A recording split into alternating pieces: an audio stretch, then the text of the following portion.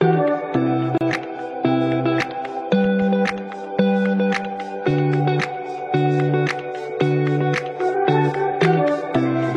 puissions nous réunir aujourd'hui, et ce à propos bien sûr de la problématique très intéressante de la traduction de la littérature. Mon intervention s'intitule Traduire la citation détournée dans L'étrange histoire du pantalon de Dessoukhine de Fouad El-Alwi, qui est un recueil de nouvelles publié en 2012 et qui contient effectivement des nouvelles du nombre de 12. Et ces nouvelles, justement, comme je le faisais remarquer dans le titre de mon intervention, font un usage intensif et malin, entre deux guillemets, de la citation. Fouad El-Alwi déjà est un écrivain malin, entre deux guillemets, comme écrivain, et malin comme personne. Je l'ai traduit et je le connais. C'est bien sûr au sens positif. Un écrivain malin, c'est-à-dire un écrivain qui sait justement manipuler la langue pour faire sentir des choses et faire comprendre bien sûr des idées. Donc comme je le disais tout à l'heure, il s'agit de détournement de citation, je l'entends au sens aéronautique carrément, de détournement d'avion, ou bien carrément de détournement de fond.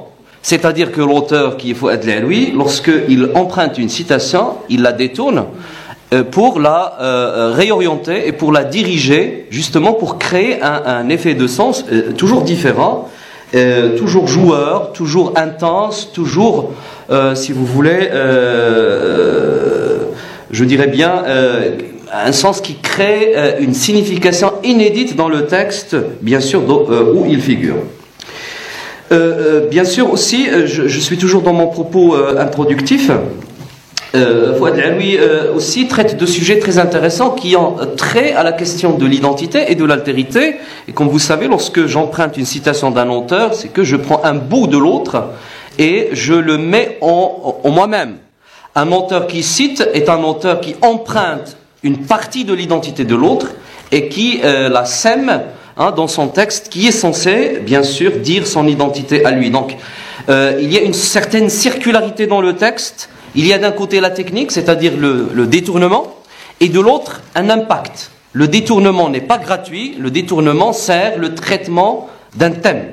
Et dans l'ensemble de l'œuvre de Fouad El-Alwi, comme dans ce recueil de nouvelles, il ne s'agit que de l'identité du Marocain, qui est le Marocain. Qu'est-ce que la marocanité ?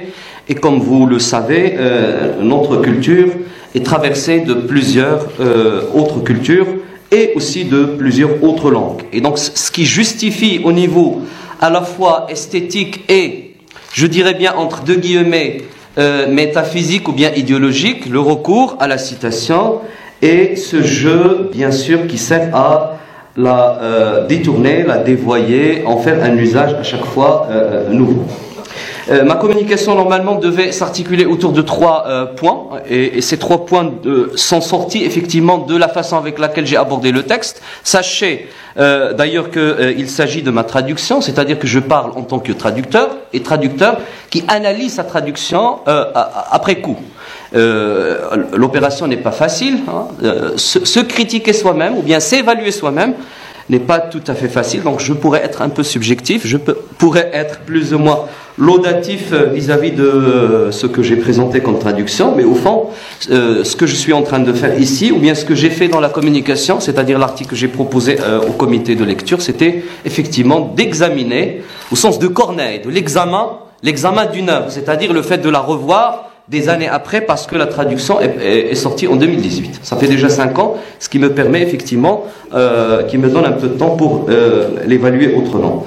Donc je disais, pour traduire la citation détournée, il fallait que je reconnaisse d'abord le procédé citationnel auquel recourt Fouad El-Alwi, que je l'analyse dans un deuxième temps, et l'interprète, avant de déboucher sur l'exercice épineux de la traduction. Donc avant de traduire, il fallait effectivement reconnaître le procédé, et ça n'est pas facile, parce que la citation chez El-Alwi est souvent cachée. Donc il fallait à chaque fois la trouver, et trouver aussi la signification que lui donne l'auteur, pour pouvoir l'analyser, l'interpréter, en vue bien sûr de la traduire. Je ferai vite en passant, bien sûr, sur les procédés citationnels que l'Alwi utilise. Je crois pouvoir citer deux. D'abord, l'Alwi cite l'auteur sans citer, sans emprunter le propos. Hein, parfois, il y a des noms d'auteurs qui figurent dans le texte. Hein. En lisant le texte, on tombe sur Proust ou bien Balzac ou Flaubert ou Baudelaire, mais il n'y a pas la citation. Donc, c'est au traducteur d'aller chercher effectivement la citation. Souvent, c'est difficile et parfois, Fouad El-Alwi cite un auteur auquel il donne une citation qui n'existe pas dans l'œuvre canonique. Hein, lorsque vous lirez mon article, vous comprendrez ce que je suis en train de dire. Donc, premier procédé, citer un auteur sans citer ses propos. Ou le contraire, citer les propos sans citer l'auteur. Parfois, il cite un bout de vers ou bien une phrase et il ne cite pas, c'est-à-dire qu'il ne réfère pas, il ne révèle pas, dévoile pas l'identité de l'auteur, ce qui pose problème pour le traducteur. D'autant plus que le deuxième procédé, bien sûr, complique encore le premier, puisque Fouad El-Alwi, en citant des auteurs qu'il ne dévoile pas, parfois efface carrément, gomme carrément, si vous voulez, le marquage typographique qui pourrait lier la citation à l'ensemble du texte. Autrement dit, en lisant Fouad El-Alwi, on passe de la phrase ou bien de l'information narrative, je l'appellerai comme ça, comme Jeunette, à la phrase qui est effectivement une citation sans qu'il y ait de, si vous voulez, de marquage énonciatif ni typographique. Parfois, il ne met carrément pas d'italique. Et c'est au traducteur, mais aussi au lecteur, de trouver effectivement la référence. Je vous donnerai quelques exemples. Fouad El-Alwi, par exemple, lorsqu'il donne la parole à un personnage, lequel cite effectivement Racine, pour dire ceci. Je ne sais pas si je pourrais trouver le texte facilement. En tout cas, je parle de la citation qui vient d'une pièce de Racine, effectivement, qui est la suivante. Qui sont ces serpents qui sonnent sur vos têtes? Le fragment de la citation figure dans le texte sans marquage énonciatif ni non plus typographique. Et bien sûr, pour traduire, il faut traduire d'abord la citation et traduire le jeu malin que Fouad El-Alwi installe dans le texte pour pouvoir signifier. Je vous lis d'abord la traduction en arabe.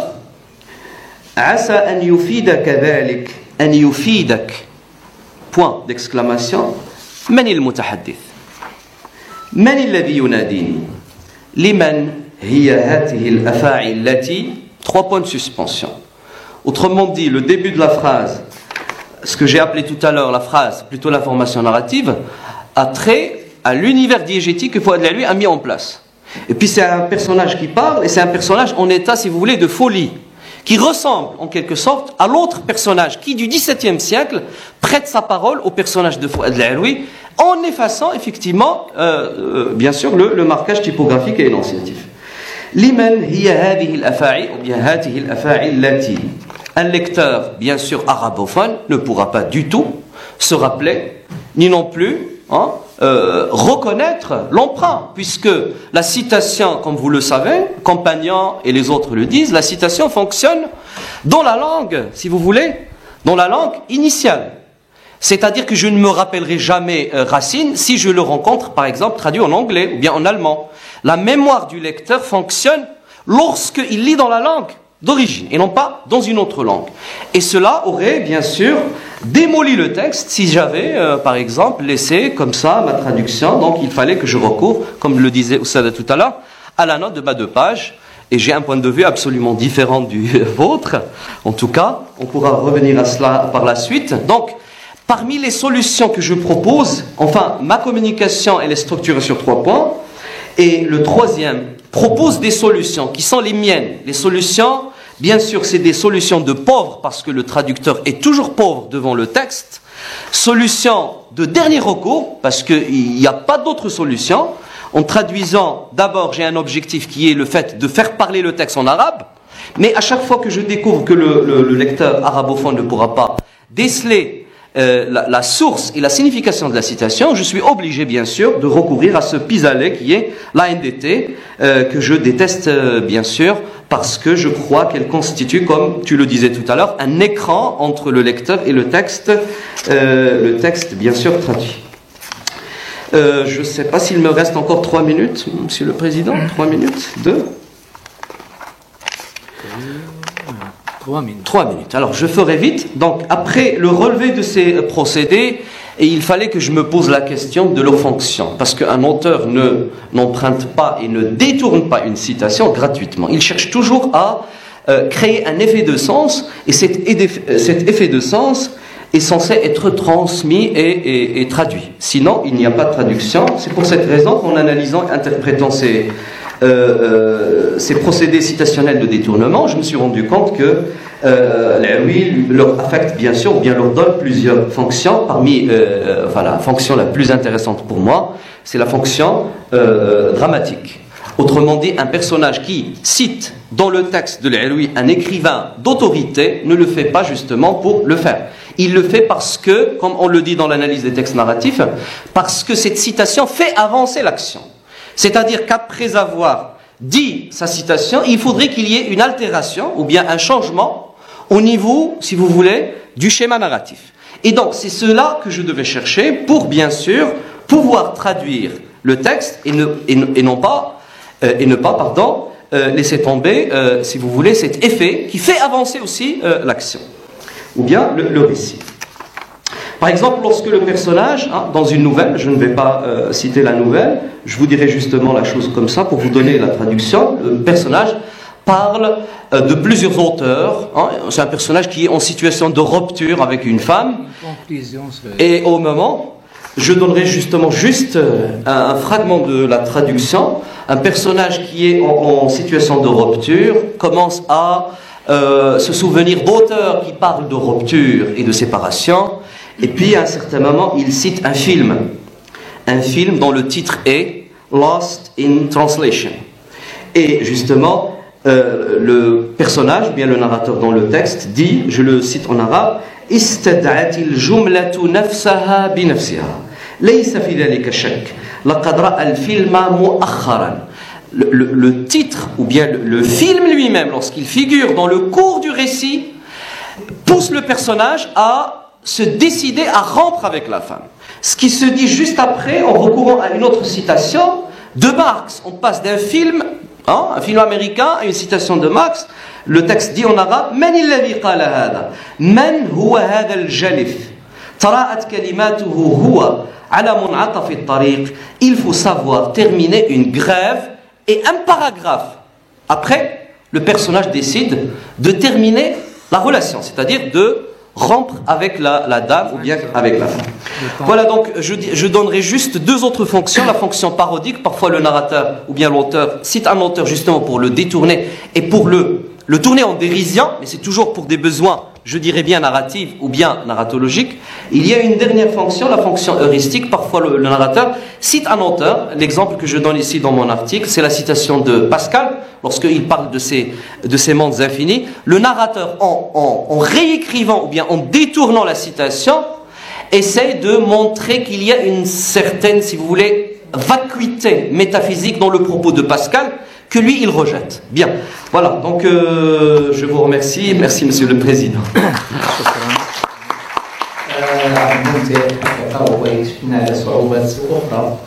أن التنصري والمضمر صعوبة التعرف عليه من طرف القارئ من سعيد. المداخلة قبل الأخيرة سي مراد بروفيسور عياد الحيان مداخلة représentée de communication, la tradition littéraire de roman Tawargit B-inné. Un lieu dans la mosquée, étude comparative.